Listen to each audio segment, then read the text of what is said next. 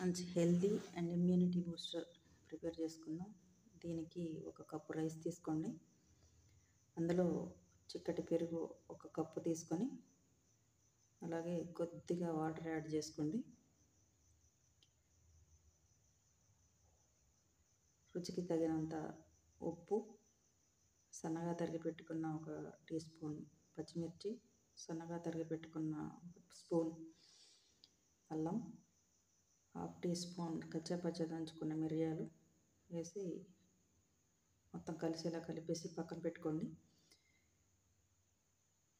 తాలింపు ప్రిపేర్ చేసుకుందాం. తాలింపు కోసం స్టవ్ వెలిగించుకొని బాండీ పెట్టుకొని 1 టేబుల్ స్పూన్ ఆయిల్ తీసుకొని 2 టేబుల్ స్పూన్ తాలింపు గింజలు, 2 ఎండుమిర్చి, కరివేపాకు వేసుకొని చివరిగా కొద్దిగా ఇంగువ వేసుకొని అన్నంలో కలిపేసుకుందాం.